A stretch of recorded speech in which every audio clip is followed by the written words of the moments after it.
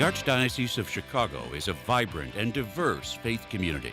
We celebrate our faith through worship, evangelization, and reaching out to the needy. Welcome to Catholic Chicago.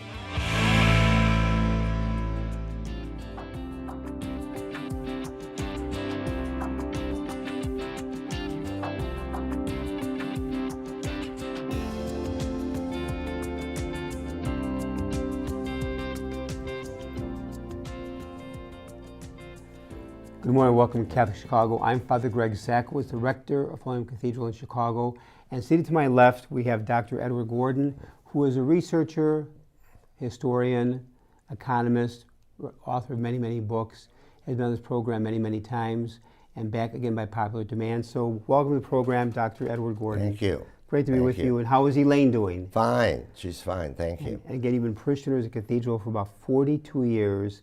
Very active. So I want to thank you for all you've done along with Elaine. My gosh, you go back 40 plus years. But now I'd like to invite everybody, Sunday, August 3rd, 1:30 p.m. until 2:30 p.m. Holy Name Cathedral, our auditorium, no charge. Dr. Edward Gordon, and the topic will be The Church and State Imbalance, a History of American Catholicism. Now that is absolutely fascinating. First of all, you could do 10 parts on that topic. Yes. So give us like an overview, like a brush of what you hope to accomplish with that presentation that afternoon. Okay. Well, the history of the Catholic Church in the United States is long and very rocky. Remember now, when I talk, in the Constitution, we have the separation of church and state. What does that really mean? Well, in Europe, many of the countries there had a state religion. So Henry VIII, when he left the Catholic Church, established the Anglican Church. That was the official religion of the United Kingdom, all right? In Italy, Catholicism was the official religion. Well, when they wrote the Constitution, they said the United States will not have a official religion backed by the government. All right, so the beginning of Catholicism in America is at first, was very limited because most of the people that came to English America, to New England, think of the Puritans. The Puritans were what they called dissenters. They were not Anglicans. They came to America to worship as they pleased and to make sure others did the same. So when they established Massachusetts and the other colonies, the official religion was a form of Puritanism. They were not interested in Catholics, Jews, and other religious groups coming into those colonies, and they persecuted them. It was not until one of the kings of England gave a land grant to Lord Baltimore, and Lord Baltimore in England was Catholic, and he helped to establish the colony of Maryland. And Catholics did then immigrate to Maryland.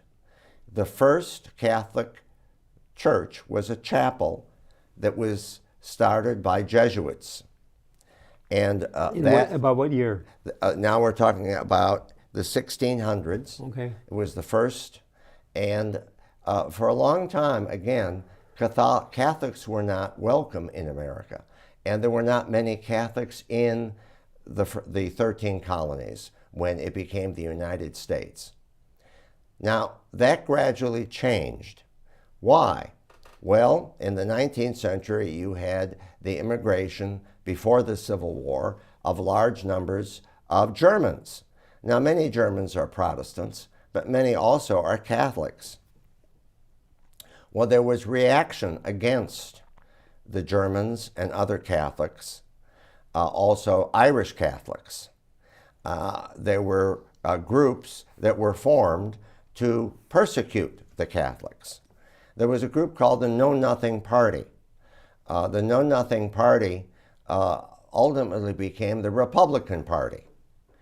under the first President Abraham Lincoln, who was much more tolerant of others, although he himself wasn't an atheist but practiced no religion. But to give you an idea, what we're talking about is Catholics were typified as people that supported Rome, rum, and rebellion. So The 3 R's. right, the 3 R's. Let me ask you this. If you move it to the 20th century, and kind of fill this in, there was a fear of Catholicism in this country because the fact that supposedly Catholics wanted to give things back to Rome? Right, that's exactly right. How can you be loyal to the United States when you have a potentate in Rome who is going to tell you what to do? All right. So during the 19th century, more and more immigrants came into the United States from Europe, particularly from Southern Europe, but also from Ireland. And many Catholics. Many Catholics, correct. And the persecution of Catholicism continued, so that Catholic schools, churches, convents in some cities were burned to the ground. Catholics were certainly not encouraged and did not hold elected office. This came to a head when public education also started teaching what was right and wrong based on Protestant values and talking about the Catholic Church in a derogatory way. That's one reason why Catholic grammar schools and high schools were established, because people did not want their children being taught to read using the King James Bible or another Protestant publications. A quick question. When President John F. Kennedy ran and won in 1960, yes, was he the first Catholic president to even run for office? Correct. And the big thing was, how can you elect Kennedy because he was Catholic? Right. So this gradually changed in big cities as more and more Catholics, like here in Chicago, where there are so many Irish and so many Polish people, that the local politics gradually shifted and the voting shifted so that you had Irish mayors. Now, like, also, Edward, like I got to Mayor share a Daley. story, and that's Yes. from my own family. Yes. My father was born in 1923 in Chicago, Polish community, northwest side, by Milwaukee Division. Yes. In 1955, when he broke into radio on WGN Radio, and in he was a broadcaster on WGN Radio, he was told, Sig, if you want to make it in Chicago as a broadcaster big, two things. One, deny you're Catholic, Right. and number two, change your last name. And my father said, my name is Sig Sakowicz. That's when I was baptized, Sigmund Sakowicz. I will keep my name, and I'm proud of Catholicism. But he was told, Sig, if you want to make it big in radio and TV in Chicago, isn't it funny? I remember this as a boy, my father telling me, deny Catholicism and change your last name. And he refused and said, I'm proud to be Catholic and I'm proud to be Polish. My mother, when she was looking for a job in the 1930s, many offices and businesses would have a sign, Irish need not apply. Seriously. Seriously. And your mother's maiden name? Was Bean, which is a French name. All right. But Irish need not apply. Right. Irish need Wow. not apply. Right. So anyway, this level of anti-Catholicism continued. I'll give you one example applied to Illinois. In Winnetka is a church called Faith, Hope, and Charity. And it was in a neighborhood surrounded by non-Catholics, and they wanted to build a bigger church and school. The village of Winnetka refused to allow them to do it, saying it would affect property values. They applied to the Supreme Court of the state of Illinois, and they struck it down and allowed them to build the current facilities in Winnetka. It went all the way to the Illinois Supreme Court. Correct. And the community won. The Right. Catholic community Correct. won. Now let's talk about the election of John Kennedy. John Kennedy, there had been other Catholics who had run previously and had lost.